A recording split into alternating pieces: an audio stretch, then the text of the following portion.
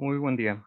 Es un honor para mí que me hayan invitado y permitido acompañarles esta mañana, mi hijo, a ustedes, en esta tan importante actividad académica científica. Deseo agradecerles este momento académico con humildad, pero a la vez con la esperanza de lo que se vaya a compartir en esta relatoría sea de provecho para ustedes en su quehacer cotidiano clínico.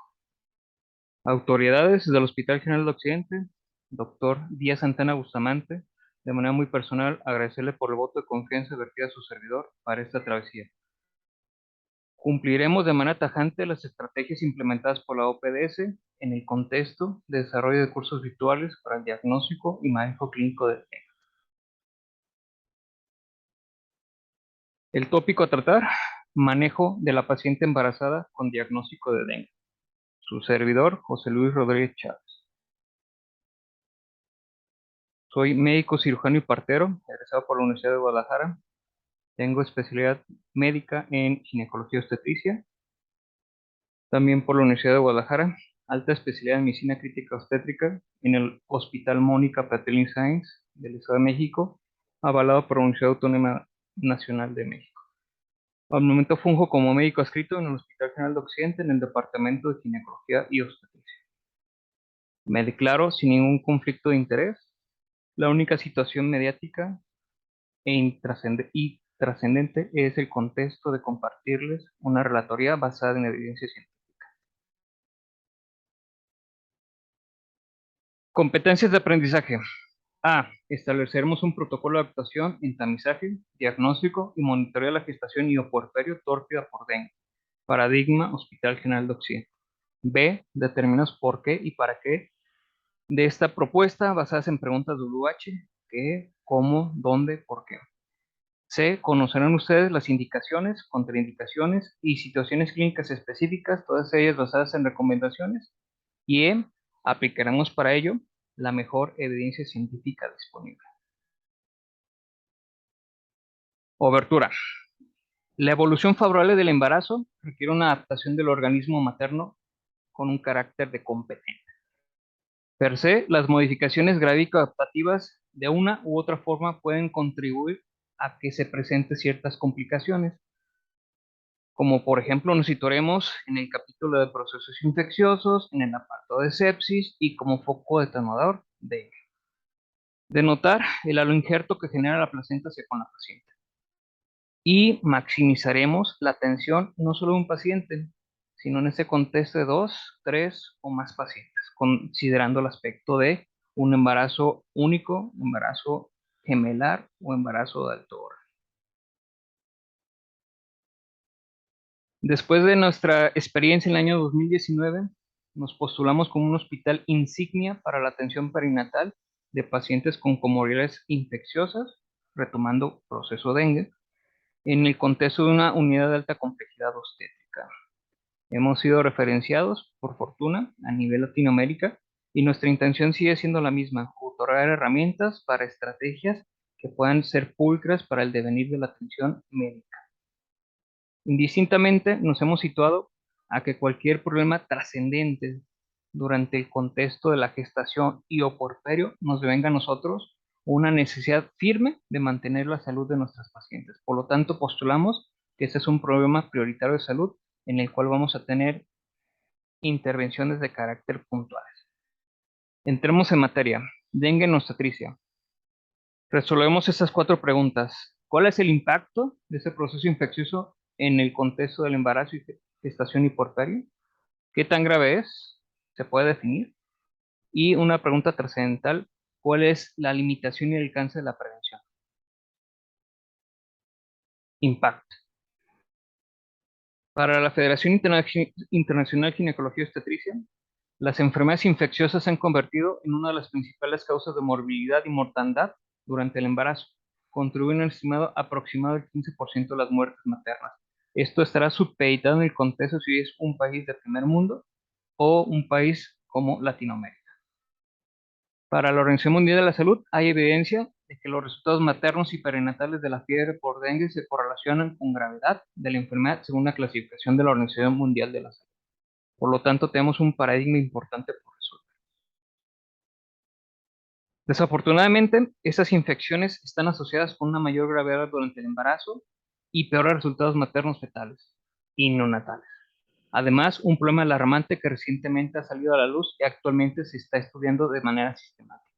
Grupo de colaboradores del doctor Rogerson y el grupo de colaboradores del doctor Singla. Por lo tanto, para ONC y colaboradores han informado una mayor tasa de fatalidad, que representa 5,4% entre los adultos en relación al grupo vulnerable de embarazadas con fiebre por dengue y dengue hemorrágica.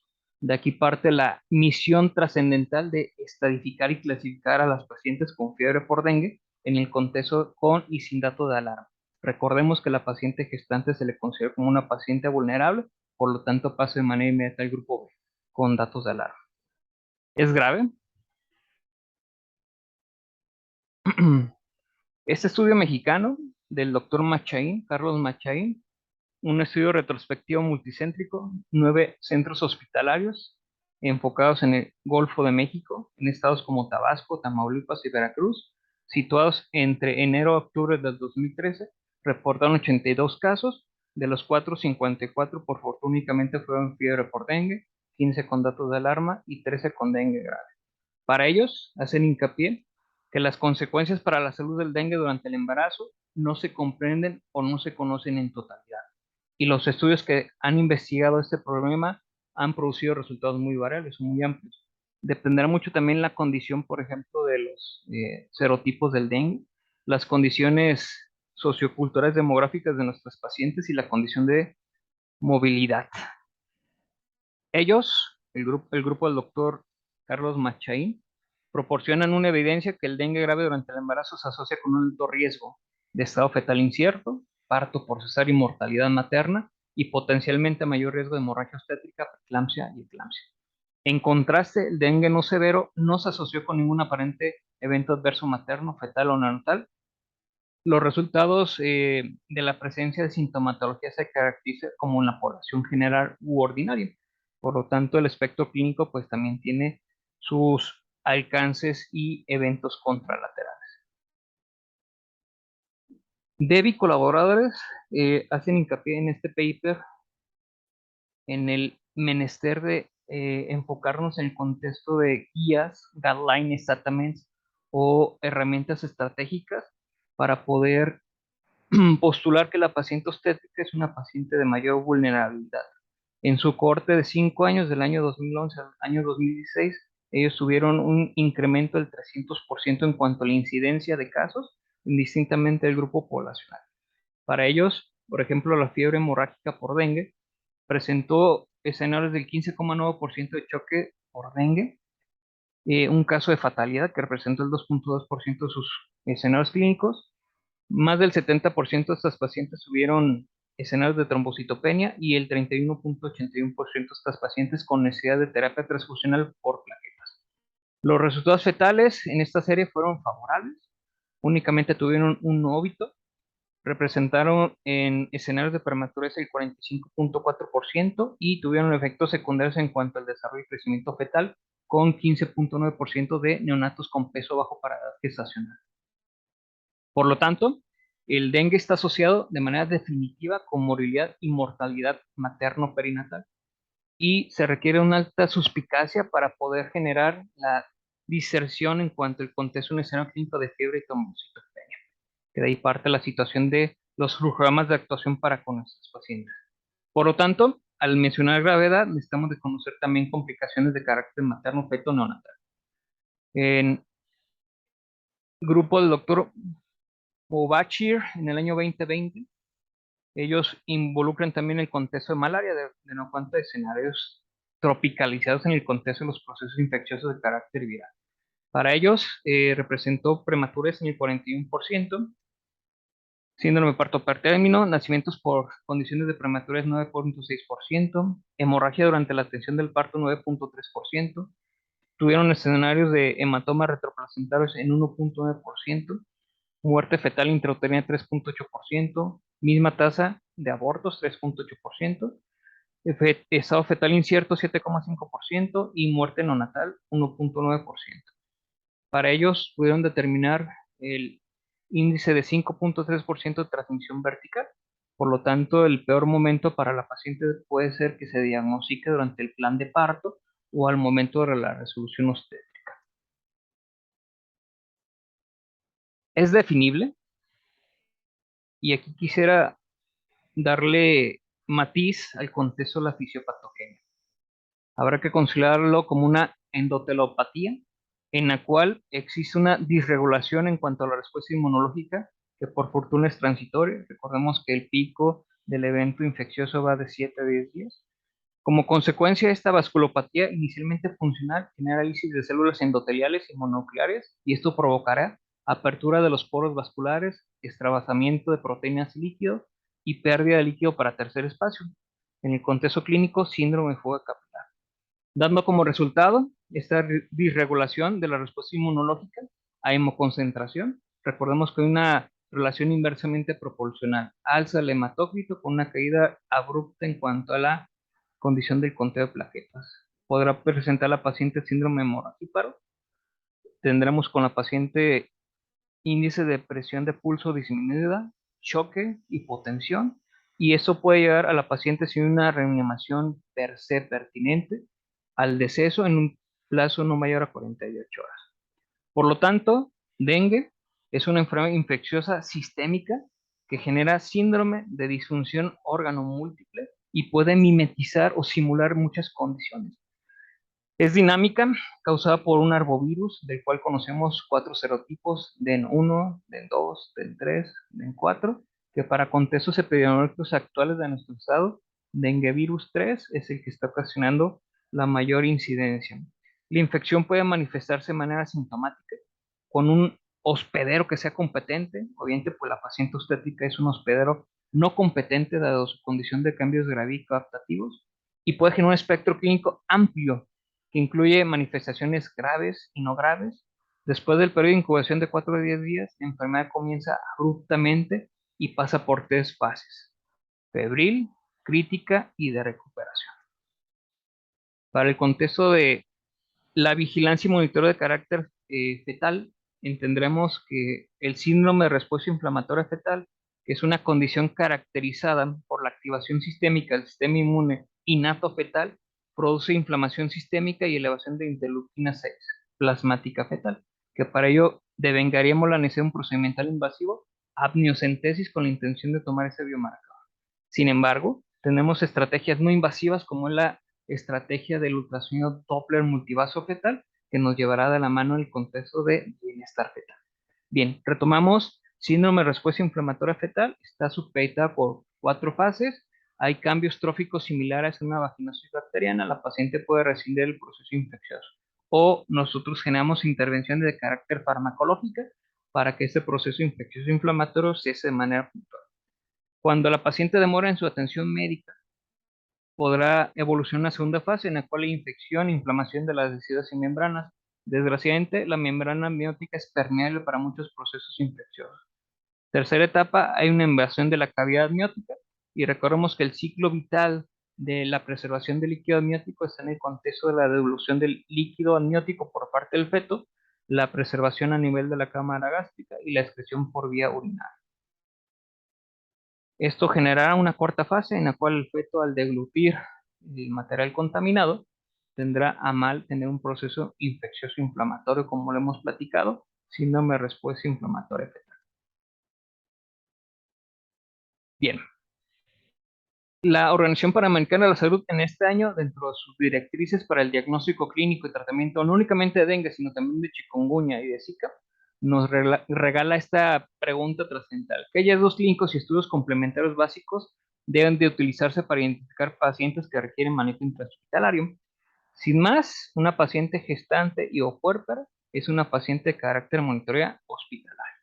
Por lo tanto, podemos sumar nosotros que para esta condición de vigilancia es un evento sine qua non la condición obstétrica. Prevenible.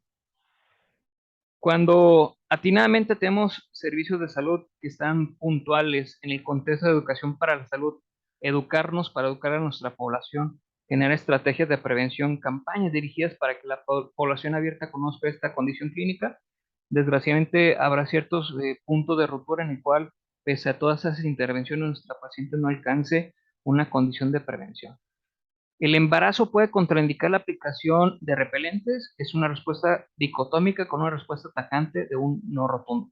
Tenemos implementos validados por la EPA, la Agencia de Protección Ambiental, para la protección de nuestras pacientes. Repelentes que contengan DEET, picardina, IR 3535, aceite de eucalipto de limón, u OLE por su sigla, para mentano diol o 2,1-decano. Con esos implementos, la paciente alejando zonas de máxima expresión clínica, la paciente usando ropa que le pueda proteger brazos, piernas, podremos de manera atinada disminuir la incidencia de estos eventos catastróficos. Sin embargo, en esa diapositiva postula el contexto de aunque tengamos una prevención asertiva, afectiva y efectiva, podrá generar una contingencia. Por lo tanto, nosotros estamos preparados para la atención de estas pacientes en el contexto de una urgencia de carácter médico. Bien, entonces, espectro clínico. Tenemos tipo de manifestaciones, la condición del curso, la condición de superposición a otras entidades clínicas y el cuadro clínico. Tipo de manifestación, como lo hemos dialogado, podrá ser que nuestra paciente tenga un cuadro clínico clásico en el cual sea eficiente la sistematización de la exploración física, el historial clínico de nuestras pacientes y únicamente complementemos nuestra estrategia diagnóstica con biomarcadores séricos. Atípico, podrá ser que la paciente debute con un cuadro de hipertensión asociada al embarazo, dado la condición bioquímica deletérea a nivel de función hepatocelular y función hematológica, sospechemos de preeclampsia o eclampsia HELP con la paciente, y esto demore la intervención de carácter farmacológica y tengamos resultados perinatales que no son los más puntuales. Por lo tanto, nuestra intención siempre ha sido mantener esos 33 datos clínicos cardinales que nos puedan orientar al diagnóstico con el paciente. Retomamos. Los cambios gradívicos adaptativos de la paciente obstétrica podrán generar para con la misma deterioro de carácter multiorgánico y demora de diagnóstico. El curso, la pregunta es si es benigno. Por fortuna, llega a autolimitar únicamente con implementaciones de hiperhidratación, analgesia para con la paciente y obviamente pues la vigilancia de carácter médico. Es un hecho que requiere un monitoreo estrecho de carácter hospitalario en unidades de alta complejidad, unidades de segundo y tercer nivel. La vía de resolución, retomando que tenemos una sospecha alta de transmisión vertical, no contraindica un parto vaginal, ¿de acuerdo? Lo ideal sería que la paciente resolviese su cuadro infeccioso viral y después tuviese la atención obstétrica.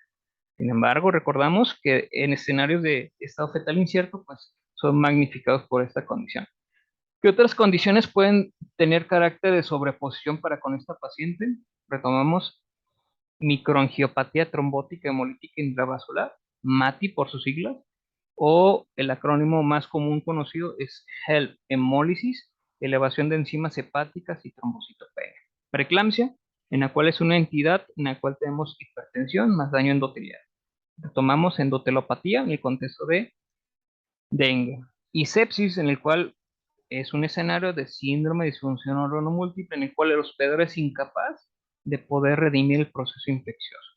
Sepsis puede ser de carácter bacteriano, viral, micótico, o tener sobreposiciones, por ejemplo, iniciar con un proceso viral y después complicarse con un proceso bacteriano. El cuadro clínico, como lo hemos mencionado y compartido, es de carácter multivariado. Retomamos, tenemos tres fases: la fase febril, la fase crítica y la fase efervescente. Depende mucho del grupo etario, no de la madre, sino de la edad gestacional, en la cual podemos tener escenarios de mayor complejidad o complicación. Por ejemplo, si es primer trimestre y tenemos una paciente con fiebre y trombocitopenia, dentro de nuestro flujograma de diagnóstico de descarte también se debe postular la condición de enfermedad de carácter autoinmune, como lo es síndrome antifosfolípidos o lupus eritematoso sistémico. Por lo tanto, embarga una travesía importante en el menester de sospecha clínica. Recordar que las pacientes con otras comorbilidades, como lo es obesidad, diabetes, eh, enfermedades de carácter autoinmune, van a tener, por desgracia, mayores complicaciones. La situación del trimestre y trabajo de parto son momentos históricos de mayor complejidad para con estas pacientes. Sin embargo, una actuación prolija puede llevar a un resultado parental favorable. Estatuto de acercamiento clínico en dengue y obstetricia. Paso 1, evaluación general. Paso 2, diagnóstico y evaluación y clasificación de la fase. Y paso 3, el tratamiento. Si se dan cuenta, es un círculo en el cual podremos regresar ante la duda o sospecha de confirmación clínica para una evaluación más puntual y progresiva con nuestros pacientes. Paso 1, evaluación general.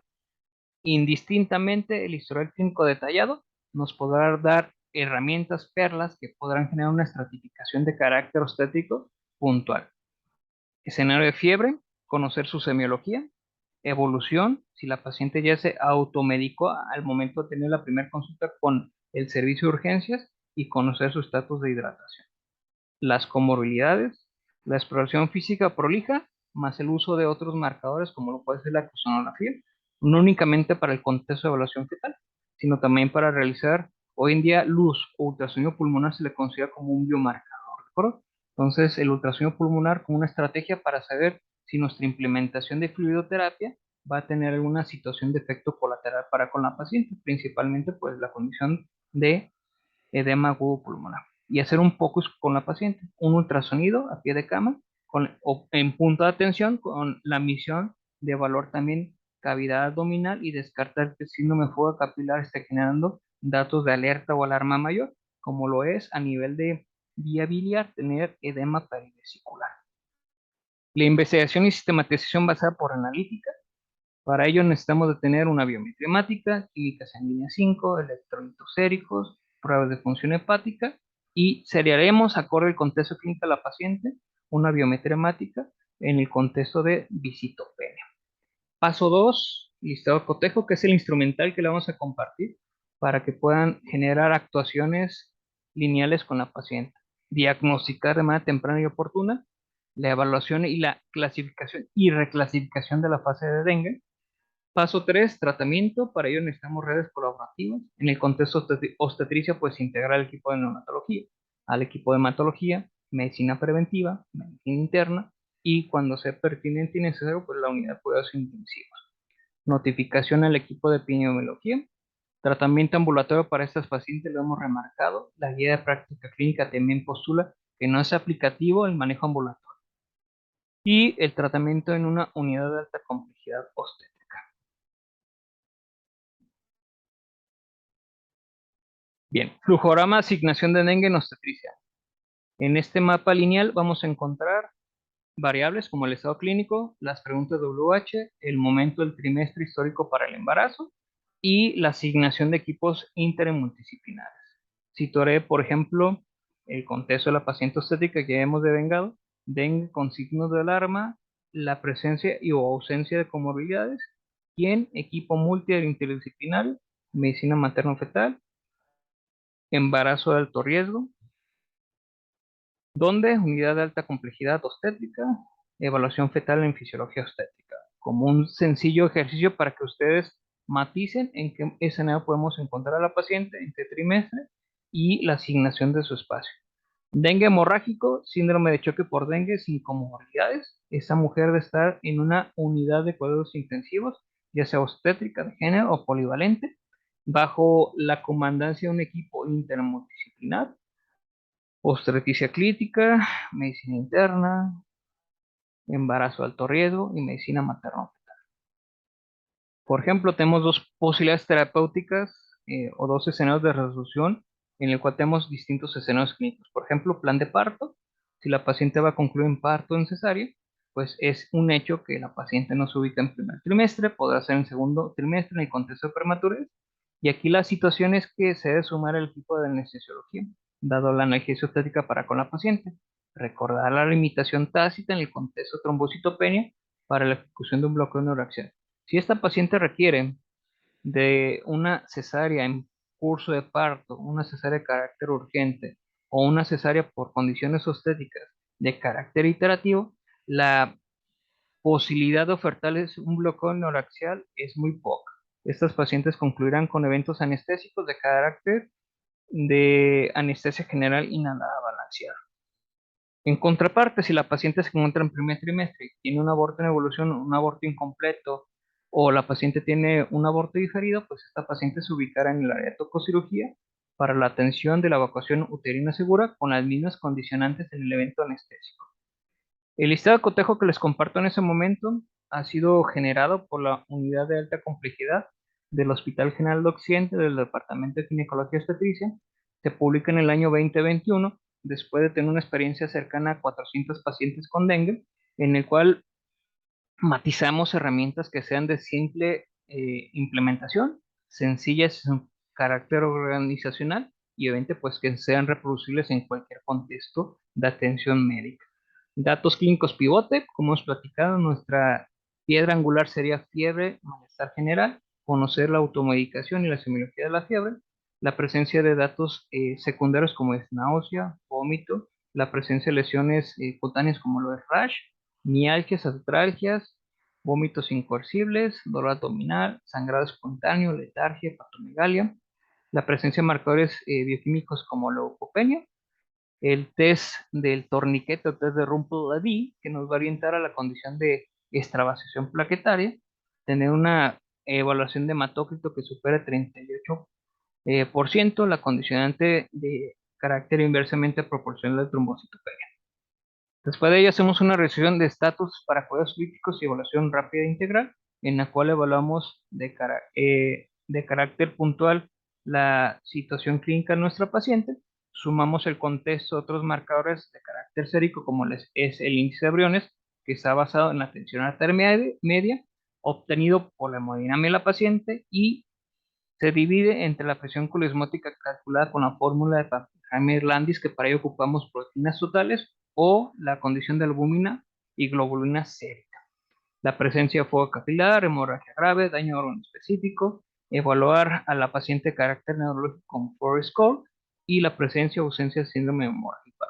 ¿Qué estrategias de vigilancia o monitoreo hemos implementado para estos pacientes desde el Quick Soho, que es una herramienta prehospitalaria, estado de alerta, frecuencia respiratoria y tensión arterial sistólica, que nos orienta a sepsis, y escalas de carácter más puntuales como es el MUSE y el MUSE modificado por el servicio?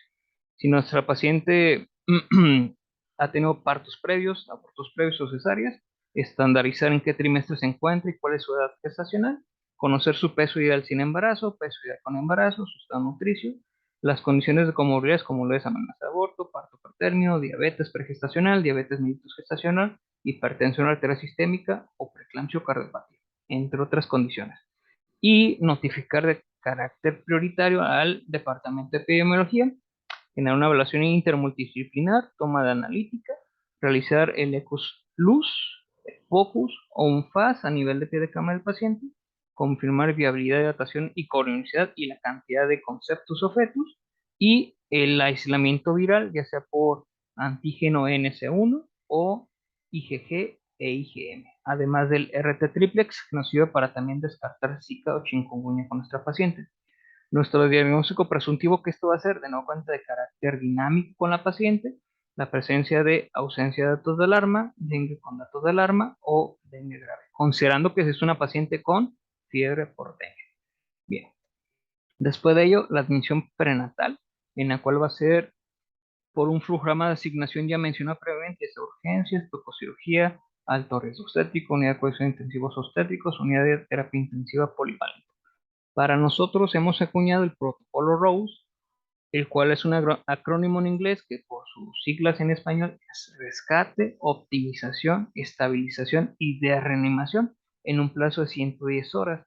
Iniciamos con un reto hídrico de 20 minutos por kilo en una hora, después desescalonamos en una fase de optimización a 3 litros kilo por hora y una fase de estabilización a 1 mililitro por kilo por hora. Con esto hemos tenido una incidencia mínima de eventos secundarios por hipervolemia con estas pacientes. Recordar que la fluidoterapia es de carácter farmacológico. La condición del balance hídrico que se realiza por turno, por guardia y hacemos un balance hídrico global con el paciente. Nuestra misión es tener balances acumulados totales de carácter negativo. Y si en algún momento el paciente requiere de hemoderivados o de hemostáticos, como lo es concentrados eritrocitarios, plaquetas o plasmas frescos congelados, pues hacer de manera asertiva la anotación y en un apartado en el expediente clínico, pues el día y la hora de la aplicación. De hemostáticos, tener el alcance fibrinógeno y ácido tranexámico retomando esta condición de alto riesgo de hemorragia obstétrica en atención de resolución. Bien, entonces, si la paciente mantiene embarazo, se daría una anotación en el cuarto retábulo, y si la paciente generó movilidad obstétrica, pues también se hace la anotación de una paciente NARMIS obstétrica. El resultado perinatal, por ejemplo, si se tuvo un femenino masculino, el capurro, peso, la percentila neonatal, el Adgar, Silvana Anderson, si ingresó o no ingresó en unidad de cuidados intensivos neonatales, o en el caso más funesto, si tuvimos un éxitus fetalis o una muerte perinatal. Y mantenemos vigilancia y comunicación activa con el servicio de neonatología para hacer el tamizaje que se le realizó. Y al final de este listado de cotejo, puntualizamos los criterios de alta, que para aquel entonces mantenemos como primicia mantener conteo de plaquetas por área de 100.000 para con el paciente. Hoy en día personalizamos a las pacientes y hemos egresado pacientes con conteo de 70.000, manteniendo telemedicina con estas pacientes, vigilancia asertiva de carácter ambulatorio. Que se mantenga febril por más de 48 horas en el contexto de ausencia de uso de antipiréticos. Mejoría clínica, que no tenga datos de alarma obstétrica. El cálculo de predicción de lesión renal basados en MDRD que esté dentro de la normalidad, que tolere la dieta enteral de nuestra paciente, que su patrón hemodinámico esté sin incoherencia hemodinámica y que no tengamos síndrome pulmonar para con el paciente. Con ello, vamos a generar el egreso de nuestra paciente. Bien. Entonces, estrategias farmacológicas que pueden indicarse en el manejo de síntomas. La OPD, la OPS nos postula el aspecto de usar dos estrategias, que es paracetamol y metamizol sódico, que para el contexto de bioseguridad farmacológica durante el embarazo, a excepción del primer trimestre en el cual se sabe que puede generar alteraciones en cuanto al desarrollo gonadal, el paracetamol es un fármaco de carácter eficiente, efectivo y de un margen de seguridad muy amplio, pese a que estas pacientes pueden tener hepatopatía. Por lo tanto, se pondera en el aspecto de otorgar 500 miligramos vía oral o endovenosa a la paciente cada 6 u 8 horas con una dosis tope diaria de 4 gramos. Metamizol sódico, recordemos que es un antiinflamatorio no esteroideo, que en la condición del grado de recomendación es condicional con una calidad de evidencia muy baja, nos manifiesta el contexto de seguridad, pero para condiciones de obstetricia dejamos los AINES de un lado. No es una implementación farmacológica inicial y generamos el riesgo para el feto propiamente. Bien. Fluidoterapia no liberal. El uso de líquidos y electrolitos, tal cual como se sabe, requiere una consideración puntual, dado que se le considera que es un fármaco, por lo tanto puede tener efectos y eventos secundarios. Por lo tanto, retomo el aspecto del listado de actuación que generamos con el paciente basado en el protocolo Rose, con la intención de evitar sobrecarga volumétrica con el paciente, y mantenemos vigilancia clínica y vigilancia ultrasonográfica en la condición de hemodinamia del paciente. El humano, de manera puntual, está situado para tolerar la hipovolemia, más sin embargo no tolera la hipervolemia. Creo que con esa frase podemos ser muy asertivos en el aspecto de las intervenciones. ¿Qué propuesta de monitoreo obstétrica hemos devengado para estos pacientes? Las escalas de alerta temprana dirigidas para la parte estética en ocasiones olvidan un recurso, un elemento muy importante que es el feto. Nosotros sumamos a esta condición de estrategia la condición de la evolución de la frecuencia cardíaca fetal de manera estratificada en la línea o columna de color verde con un puntaje 0, normalidad. Alerta o alarma con un puntaje 1 en la columna amarilla, datos que son fuera de lo permisible. Y en la columna de color rojo, que le da un puntaje de 2 a cada variable, las condiciones de alarma por inseguridad del paciente y riesgo de tener una complicación mayúscula. Entonces, en esta sencilla estrategia hemos ponderado el aspecto de que la paciente mantiene puntajes entre 0 y 1, es una paciente compensada que requiere un monitoreo de carácter continuo y que en cualquier momento con un puntaje que supere 2 puntos requiere una intervención y acción. Esto es, reevaluar el escenario clínico del paciente y tomar acciones que puedan generar la recuperación de la salud de esta paciente. Como estrategia, estamos por terminar la evaluación de 10.000 pacientes para darle un hándicap de carácter científico con evidencia. Bien, entonces, propuesta secundaria, el ginecólogo obstetra siempre ha habido con la intervención del ultrasonido para hacer evaluación de carácter ya sea estructural uterino, en el contexto de una evaluación ginecológica, o en el contexto obstetricia, pues prever el aspecto de bienestar fetal. Por lo tanto, hoy en día podemos utilizar el POCUS dirigido a la paciente en estado crítico eh, complicado en el escenario de embarazo y puerperio con la intención de mantener monitoreo.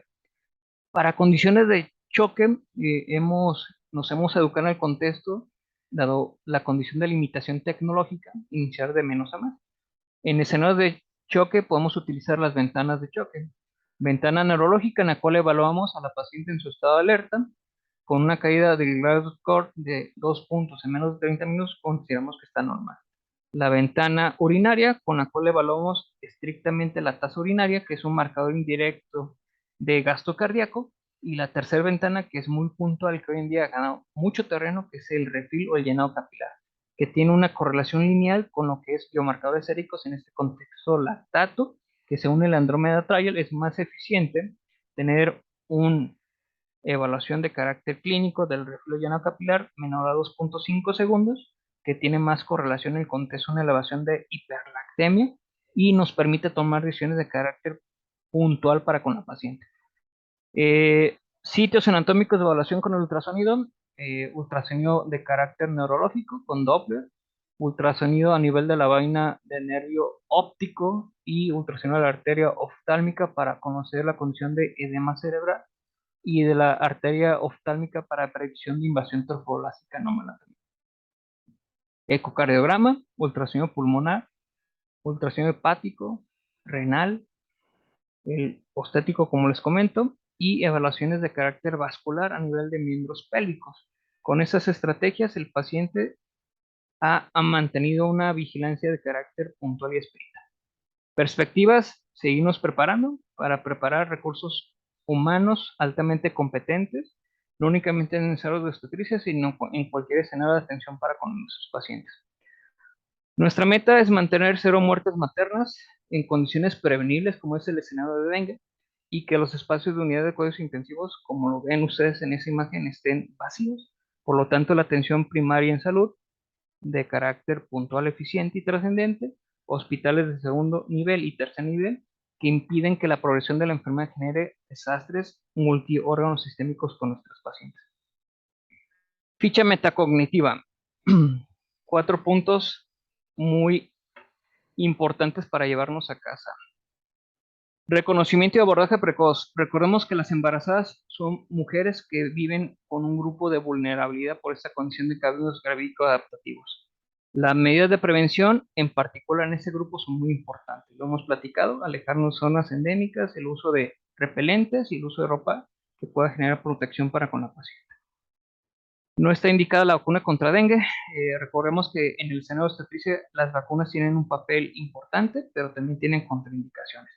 El adulto que puede vacunarse contra dengue es aquel que ya tuvo una infección por dengue, porque recordemos que al vacunarnos contra dengue podemos ejemplificar un escenario de dengue y poder tener un dengue hemorrágico. Ante la sospecha diagnóstica, internamiento inmediato y realizar pruebas confirmatorias. Recordemos que existen pruebas rápidas que determinan el antígeno NC1 o anticuerpos IgG e IgM, que por fortuna son rápidos y muy confiables. Si tenemos una prueba positiva o tenemos una sospecha clínica muy alta, habrá que clasificar, ¿de acuerdo? Recordemos que en el embarazo, por lo menos, la clasificación sería una etapa B, un grupo B, buscando siempre descarte de datos de gravedad. El dengue grave se asocia con resultados perinatales adversos. Homeostasis. Confirmar el diagnóstico y la clasificación adecuada, iniciamos tratamiento de acuerdo a la edad gestacional, los signos y síntomas y los estudios o analítica alterada.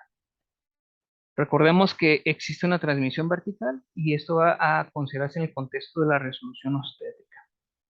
Evitemos la resolución en dengue grave mediante una cesárea, a menos que haya una indicación inamovible, absoluta, y evitaremos la anestesia locorregional como hemos platicado. Pensemos que cualquier embarazada con dengue puede progresar hacia una enfermedad grave, por lo tanto, la estandarización de protocolos que tengan como misión la hospitalización, resolución, vigilancia, monitoría, y el seguimiento ambulatorio cuando la paciente lo permita. El internamiento es mandatorio. Epigenómica, el origen parental de las enfermedades del adulto.